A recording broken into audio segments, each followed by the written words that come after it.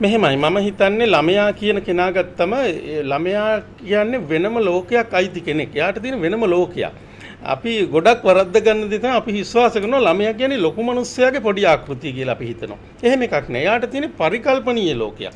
එයා ලෝකේ හොයනවා තාම. එයාට තියෙන කුතුහලයක්. මේවා කොහොමද සිද්ධ වෙන්නේ?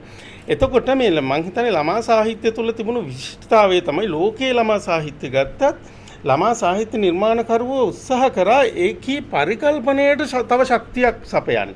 එහෙම නැත්නම් යථාර්ථය කියලා දෙන්න ගියේ නෑනේ කවදාවත්ම. දැන් ළමයට බත් කවනකොට බත්වල තියෙන පෝෂ්‍ය පදාර්ථ ගැන පොඩි උන්ට කියලා දෙන්නේ නෑනේ. ඒක කොහොමද කිව්වේ? ඒක කිව්වේ හබුන් කටයි බත් දෙකටයි මගේ පුතා ඔක්කොම කයි කියලා. හබුන් කටයි බත් දෙකටයි කියලා කවන්නේ බත්ම තමයි.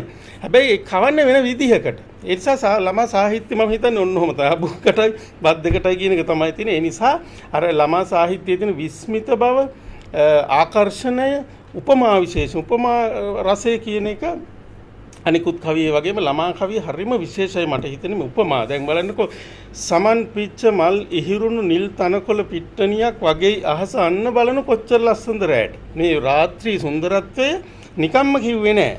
ඒක හරියට මොන වගේද ඒක සමන් පිච්ච මල් ඉහිරුණු නිල් තනකොළ පිට්ටනියක් වගේ කියලා. දැන් උණු වැඩියයි හිරු ගෙරස් තෙමා නැවතගෙන නෙලෙස්. ගියේය වැද මුහුදු කුස් පෙනේ දාදර විශේෂ. මේ ස්වභාව ධර්මයේ નિરાයාසයෙන් සිද්ධ වෙන හැම දෙයකටම ළමා නිර්මාණකරුවා එකට ජීවයක් ලබා දෙනවා. ඒක කියනවා මේ ළමයා වෙනුවෙන් මේවා සිද්ධ වෙන්නේ.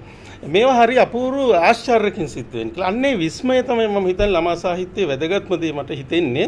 ළමයාට යථාර්ථයේ කියන సౌందර්ය ක්‍රමවේදය. ඒක හරිම දැන් ඒවා ඒකනේ අපි මුංචිම ළමා කාලේ කියවපු ළමා කව අපිට තාම මතකයිනේ. මේ මතක වෙන්නේ අර సౌందර්ය නිසා. ඒ නිසා ඒක අතිශය විද්‍යාත්මක අතිශය సౌందర్యාත්මක කාරණයක් හැටියට මම දකිනවා.